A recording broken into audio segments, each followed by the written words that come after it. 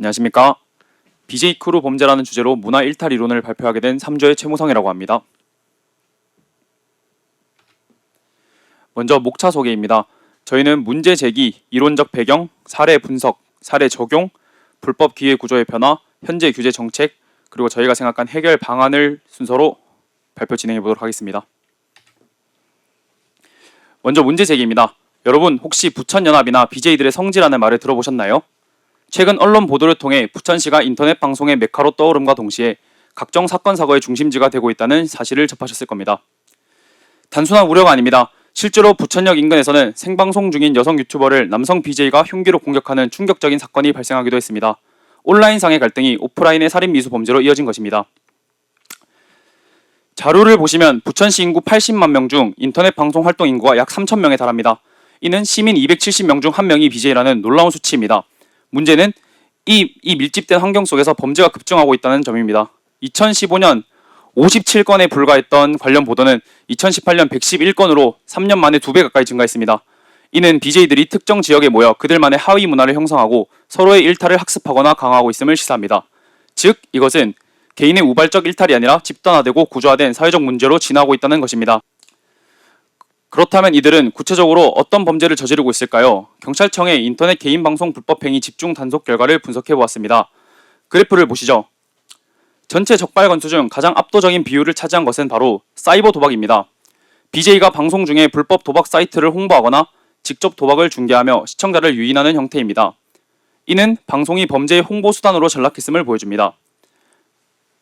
그 다음 33%를 차지한 것은 별풍선깡과 같은 신종 금융범죄입니다. 이는 급전이 필요한 사람들에게 소액 결제로 별풍선을 구매하게 한 뒤 수수료를 떼고 현금으로 돌려주는 방식입니다. 방송 플랫폼의 후원 시스템을 악용하여 조직적으로 돈 세탁과 불법 대부업을 자행하고 있는 것입니다.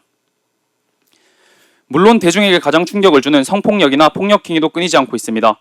비록 비율은 낮아 보일지 몰라도 이는 방송을 통해 생중계되거나 유포된다는 점에서 피해자에게 씻을 수 없는 2차 가해를 입히며 시청자들에게 폭력적 문화를 전파하는 심각한 부작용을 낳습니다. 이 통계가 시사하는 바는 명확합니다. BJ 범죄는 단순히 관심을 끌기 위한 기행 수준을 넘어섰습니다. 도박과 별풍선깡이 전체의 80% 이상을 차지한다는 것은 이 범죄들이 철저하게 경제적 이익을 목적으로 조직적으로 이루어지고 있음을 증명합니다. 저희는 이러한 현상을 돈이 된다면 불법도 마다하지 않는 왜곡된 하위 문화의 결과로 보고 문화 일탈 이론을 통해 분석해보고자 합니다. 안녕하십니까. 이론적 배경의 설명을 맡게 된 3조 최경서라고 합니다.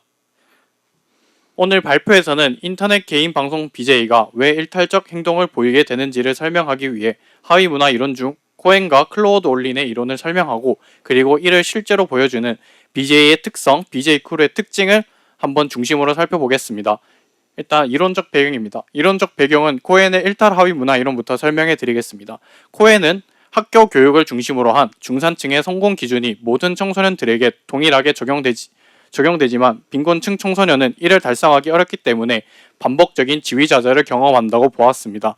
이 지위좌절은 기존의 중산층 가치, 즉 학업 성취, 그리고 규범 준수, 그리고 미래의 지향성을 따르기보다는 그 기준을 정면으로 뒤집는 반동 형성을 낳는다고 보았습니다.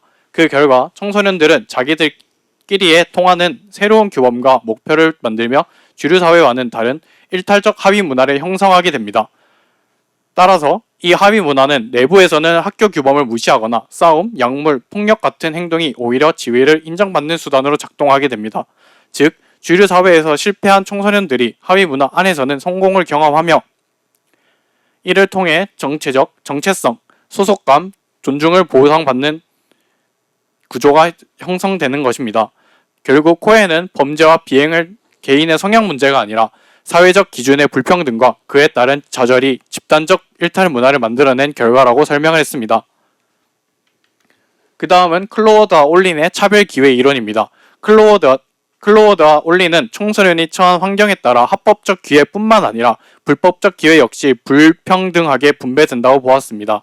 어떤 지역은 조직화된 범죄 네트워크가 존재해 범죄적 갱으로 진입할 수 있는 불법적 기회가 풍부하지만 어떤 지역은 불법적 기회 또한 차단돼 갈등적 갱처럼 폭력적 경로가 나타납니다. 또한 합법, 불법 어느 쪽 기회에도 접근하지 못하면 도피적 갱처럼 이중 실패를 경험하게 됩니다. 결국 청소년의 하위 문화 유형은 기회 구조의 차이에 의해 결정된다는 것이 이론의 핵심입니다. 다음은 이 이론들을 통해서 BJ의 특성을 살펴보겠습니다. 왜 인터넷 플랫폼이 BJ들에게 현실적인 성공 경로가 되는지 이해할 수 있을 것입니다. 일단 먼저 연령층부터 보시면은 BJ의 68.2%는 20대로 이루어져 있으며 경제적으로 불안정한 시기이면서 빠른 성공 욕구가 가장 강한 연령층입니다. 또한 월 수입 또한 100만 원 미만의 67.5%로 경제적 압박이 크고 학력도 절반가량이 고졸 이하로 전통적으로는 합법 경로로 인한 성공의 가능성도 높지 않습니다. 그 결과 기존 사회에서 닫혀있던 기회들이 온라인 플랫폼에서는 오히려 쉽게 열리는 구조가 되었다는 뜻입니다. 낮은 학력으로도 진입 가능하고 자극적인 컨텐츠일수록 경제적 보상이 크며 크루 활동을 통해 빠른 노출과 상승 경로를 확보할 수 있기 때문입니다. 즉 BJ는 기존의 좁은 오프라인 기회 구조에서 넓은 온라인 기회 구조로 이동한 집단이라고 보면 됩니다. 다음으로 BJ 크루의 특징을 살펴보겠습니다. BJ 크루의 특징으로는 자극성을 추구하고 집단화돼 일탈을 하며 온라인과 오프라인이 결합된 모습으로 나타내는데, 먼저 자극성 추구가 가장 대표적인 특성입니다. BJ들은 시청자 증가와 후원 획득을 위해 노출, 폭행, 난동, 음란 행위와 같이 그러한 콘텐츠들을 주로 사용합니다. 이 행동은 개인의 일탈이 아니라 플랫폼이 제공하는 경제적 보상을 극대화하기 위한 전략적인 행동입니다. 크루를 형성하게 되면 이러한 행동은 더 집단적으로 강화하게 됩니다. 내부 규범이 외부 규범보다 더 우위에 서게 되고 위험한 행동을 서로 독려하며 자동적으로 더 자극적이고 극단적인 콘텐츠가 만들어진다고 봅니다. 이는 하위 문화가 집단적 규범을 통해 강화되는 전형적인 패턴이라고 볼 수 있습니다. 또한 BJ 크루의 일탈은 온라인에 국한되지 않고 오프라인 난동, 집단 폭력, 현실 범죄로 확장됩니다. 즉 온라인에서 형성된 규범이 현실 공간에서도 그대로 실천되는 구조로 볼 수 있습니다. 결론적으로 BJ의 사회적 특성과 온라인 플랫폼의 새로운 기회 구조는 이 두 이론과 정확히 맞물려 떨어집니다. 따라서 크루 내부에서는 주류 규범과 다른 내부 규범이 강화되어 일탈 행동이 집단적으로 지속이 됩니다. 그러므로 BJ 크루는 단순한 인터넷 콘텐츠 생산 집단이 아니라 디지털 환경에서 만들어진 현대적 하위 문화 집단으로 이해할 수 있습니다. 네, 안녕하십니까. 발표를 맡게 된 김재현입니다. 네, 앞서 말한 문화 일탈 이론을 기반으로 BJ 특성을 분석한 결과를 가지고 이 BJ 크루라는 집단이 왜 하위 문화에 해당하는지와 디지털 플랫폼의 발달로 불법 기회 구조가 어떻게 변화되었는지에 대해서 설명해 드리겠습니다. 앞서 보셨던 BJ 크루의 특성처럼 BJ 크루의 구성원은 불안정한 소득과 낮은 학력 때문에 사회적으로 인정이 부족하고 현재 경쟁 사회 속에서 개인이 성공하기 어렵기 때문에 이것이 바로 문화 일탈 이론에서 말하는 지위자절이라는 개념에 해당합니다. 이 지점이 BJ들이 일탈 행동으로 흘러가게 되는 바로 출발점입니다. 지위자절을 경험한 BJ들이 세운 대한 규범은 어떤 것일까요?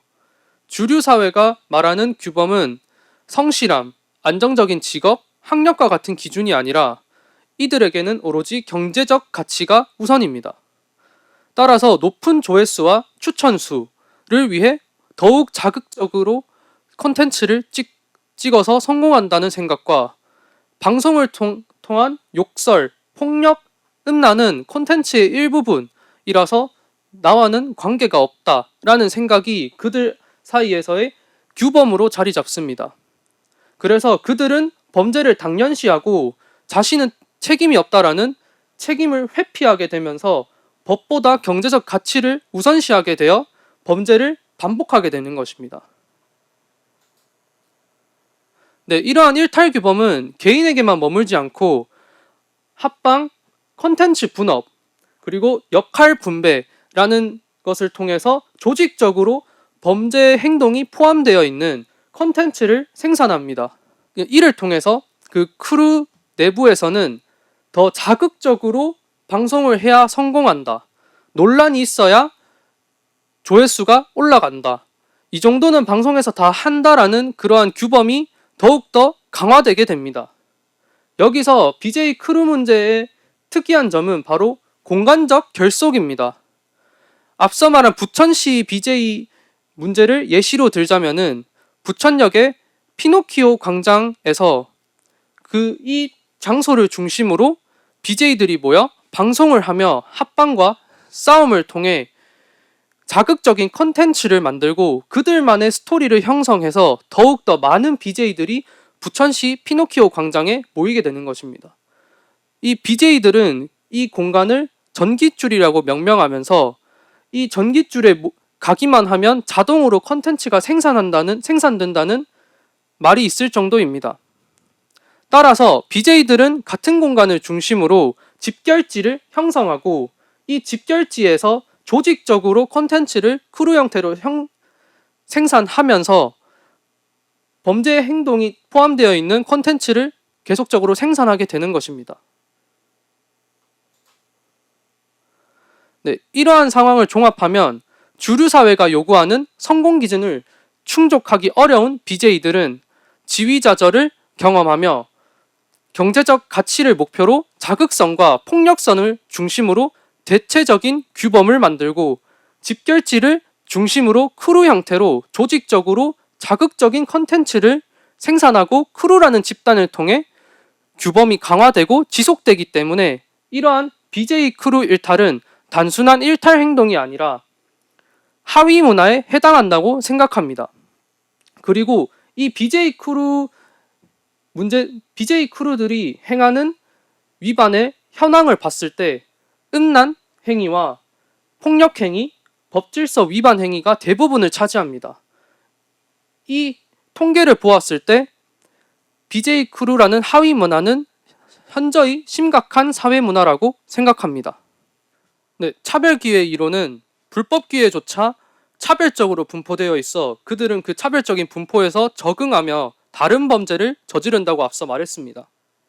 특히 과거에는 갱과 지역적 커넥션과 같은 폐쇄적인 네트워크에 들어가지 않으면 불법 행위를 통해 성공을 추구할 수는 없게 됩니다.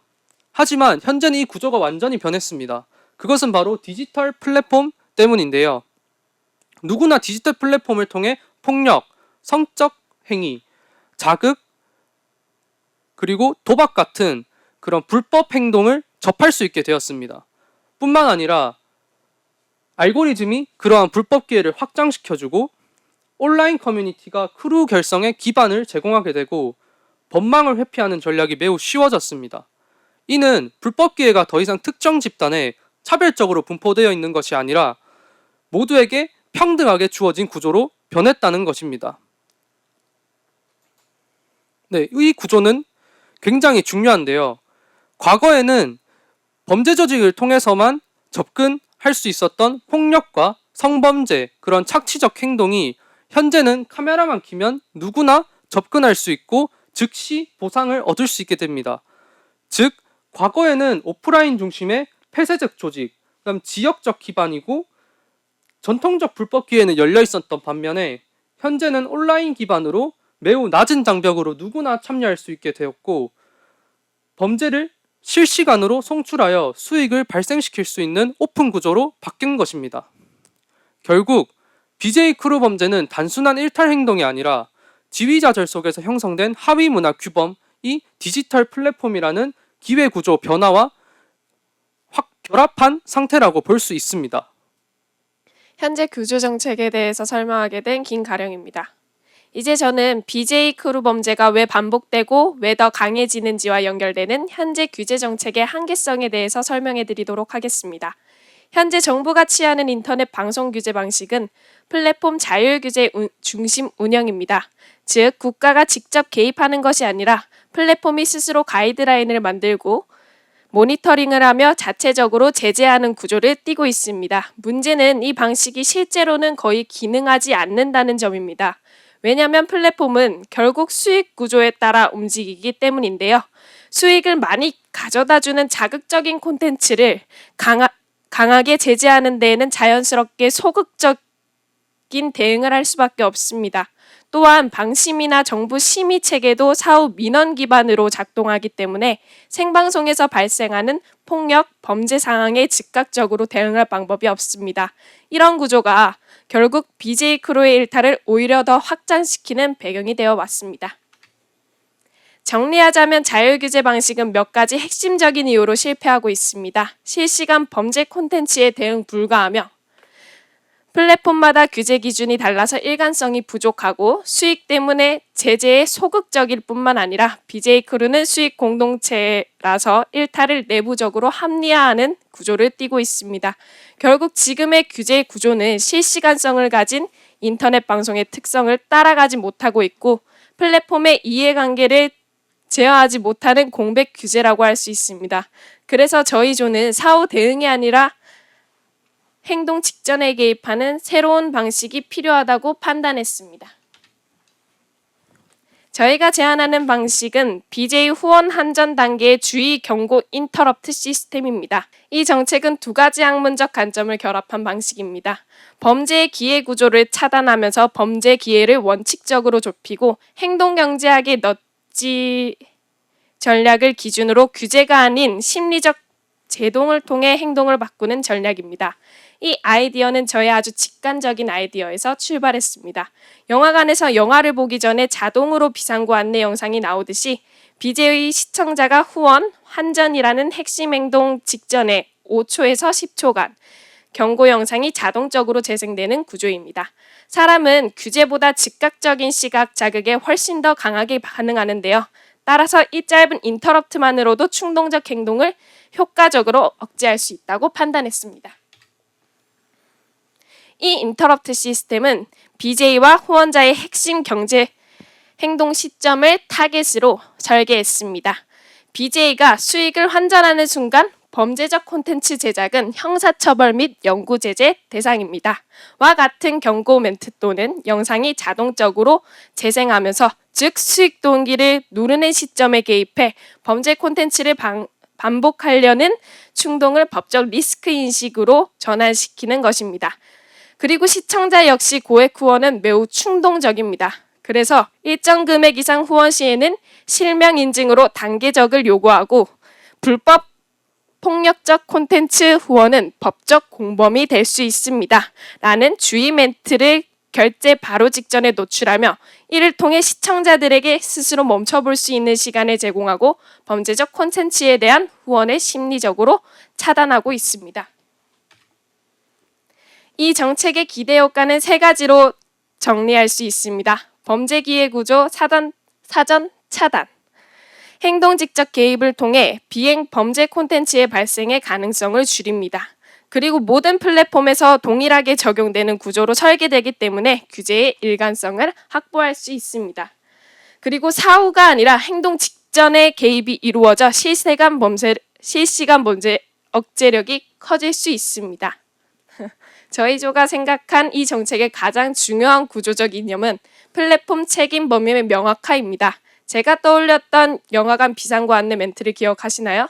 그와 마찬가지로 플랫폼이 필수적인 법적 경고를 모든 사용자들에게 일괄적으로 공지할 의무를 이행하면서 이를 통해 향후 발생하는 범죄 행위에 대한 플랫폼의 책임 범위가 명확하게 조각될 수 있는 구조적 법적 근거를 제공할 수 있다고 생각하는 바입니다.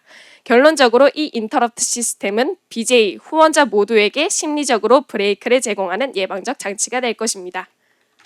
저희 3조는 이러한 행동 개입 기반 정책이 인터넷 방송 환경을 보다 안전하고 이성적으로 만드는 혁신적 대안이라고 판단했습니다. 이상으로 발표 마치겠습니다. 경청해 주셔서 감사합니다.